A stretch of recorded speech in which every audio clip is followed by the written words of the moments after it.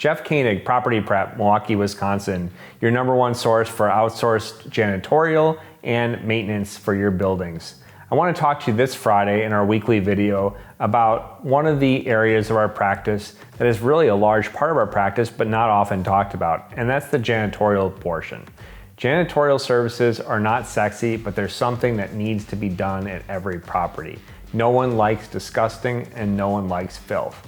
I want to run through the different types of properties and services that we offer in this vertical and tell you about how we can help you with your building.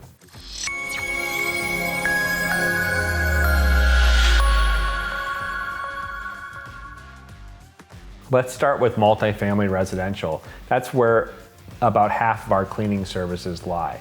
Multifamily residential has a few different avenues where cleaning is involved. The #1 that people think about is probably the turnover. So when we're getting a property ready for a tenant, we do what's called a make ready. And a make ready involves doing all the maintenance items and painting. But the part that most people don't see, but the part that most tenants notice, is whether something is dirty. So we have a very extensive checklist.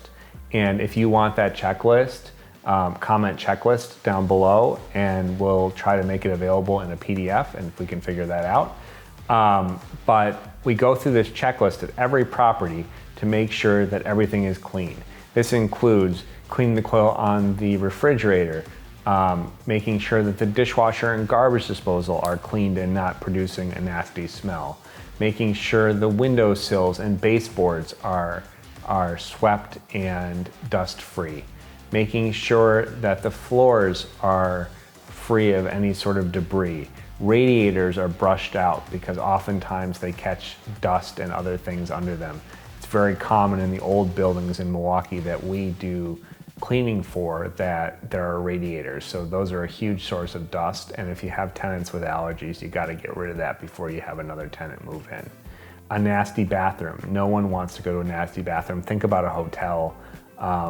You expect it's clean, and we want to make sure that it's not only clean, but that it doesn't have a tacky feel when you sit on it, and that it's sparkling with no water stains or anything like that. So getting all of those hairs and getting everything else that people leave behind clean is really essential. And a lot of times, property managers will tell us, only clean this unit, and this unit. And that's great for your budget, but we would really recommend that when you have a turnover, that you clean all of the units that are turning over, because even if it looks clean, it probably really isn't clean. And very often, if the person is not a professional, there's something left behind. Ours is truly a white glove service where you should be able to move your finger across surfaces and not find any sort of filth. And that's really important and a great first impression that we help our clients achieve. The next part in multifamily that's important is keeping the common areas clean. During the pandemic, this was the largest portion of our cleaning business. We would be there every day at buildings, scrubbing the buttons on the elevators and sanitizing the common areas, railings, everything like that. Now, in some facilities that are bigger, we're still doing that. But in the smaller facilities, we've stepped down to maybe a 3 times a week or weekly cleaning if it's an apartment building that's small. That would include, vacuuming the hallways, making sure there are no cobwebs up in the corners, dusting tenants' exterior of their door, making sure the baseboards are clean, making sure that the entryway doesn't have any flyers or leaflets or spam mail that's been dropped in the front entryway by someone who's canvassing and dropping off political flyers or flyers for a restaurant. So that's great. And then we have more complex cleanings that you don't think about. And that's emergency stuff like removing graffiti with our pressure washers, or other things like surface cleaning of a driveway or sidewalk. Sidewalks get gum on them and filth and mildew, and we have big surface cleaners that attach to our very high pressure washers, and that are both hot and cold, and we can remove all of that grime and grease and gum from your parking lot and from your sidewalks. So that handles multifamily. The next group of people we work for are builders, and builders use us for two different services. They'll use us for post-construction cleaning. So just like it sounds, at the end of construction, there's always dust. And you'll hear so many builders, and you'll read in the reviews of our clients that they left the construction company, left the project spotless, or you can eat off the countertops. And that's what you really want. It's great, and it's great to vacuum up after yourself, and that's sort of become a standard in construction. But doing a deep cleaning after construction is not prohibitively expensive, and it really sets your brand apart from Chuck and a Truck, because they're cleaning it themselves or not cleaning it at all. And a clean job site is a safe job site, and a safe job site and a clean job site is a happy customer. And the other portion of the cleaning we do is we will clean the construction site before different phases of the project. So very commonly we are brought in before insulation, and we do a deep vacuuming of all of the stud cavities and the floor and the basement, and do a general sweep up to make sure that the job site is ready for the inspection after the mechanical trades are done, and also that the insulation, especially if it's spray foam, doesn't blow dust and debris everywhere. Another time that we're called in during the construction process is post drywall. Well, the drywaller should be cleaning up and taping everything off before flooring goes in. The subfloor is supposed to have a 1/4 inch gap or an 1/8 inch gap, depending on the vendor, between the boards, and we have to scrape out all of the construction debris between them so that the boards over time with expansion and contraction don't buckle, causing a flooring warranty issue, and making sure that the LVP or laminate flooring that's going down, or hardwood in some cases, is going to lay flat. It's less of a problem with hardwood, but still from a warranty perspective should be done.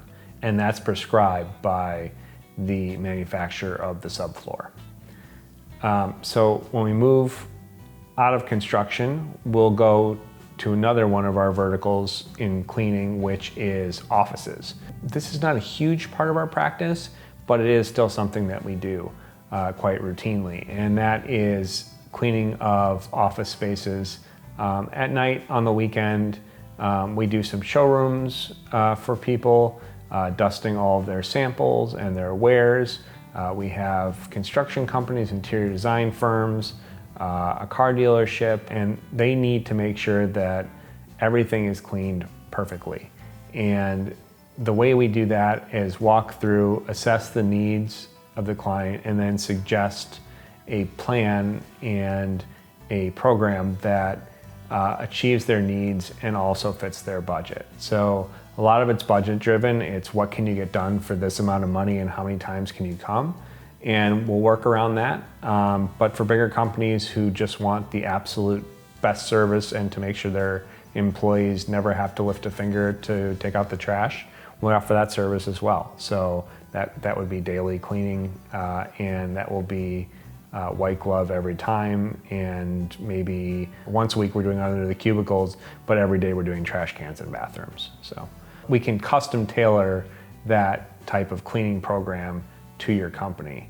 The last type of cleaning we have is sort of industrial cleaning, and that would be surface cleaning of parking lots and concrete, graffiti removal, cleaning of warehouse spaces between tenants or during occupancy, degreasing of floors and pressure washing inside, interior parking structure cleaning, sort of really the gamut of anything you could want cleaned, our company does. The only thing we don't do is aerial window work. That's something that we don't do. But pretty much every other part of your cleaning needs can be met by our company, Property Prep, in southeastern Wisconsin. I really appreciate you watching the video this week. It means a lot to us. We're on our way to 1,000 subscribers. I feel like we're almost there, but we just need one of our videos to really pop like we've had in the past. Our most popular video, which I'll link up here, is my toolkit, which I show off, but we have a lot of other videos that we filmed that are valuable for people like you who own properties or are tenants of a triple net lease. So we'll link down below to our last video about our 5 most important things that you do prior to summer. And summer is here, so those things should already be in your checklist, and hopefully we're the ones servicing for you. Like, subscribe, leave a comment, share this video with someone who needs a cleaning service in southeastern Wisconsin, and we really appreciate your patronage and your viewership. Have a nice weekend.